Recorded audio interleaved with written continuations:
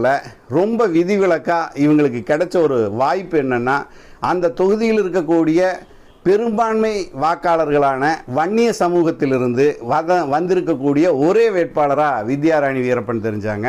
வீரப்பனுக்கு ஏற்கனவே இருக்கக்கூடிய பிரபல்யம், புகழ் அப்படிங்கிற ஒரு விஷயத்தோட இதுவும் சேரும்போது இன்னும் அவங்க கொஞ்சம் பலம் பொருந்தியவங்களாக மாறுறதுக்கு வாய்ப்பு இருக்குது. இந்த தொகுதியில் 20,000 30,000 வாக்குகளை ஏற்கனவே நாம் தமிழர் வேட்பாளர்கள் தொடர்ந்து தேர்தல்களில் வாங்கியிருக்கலாம்.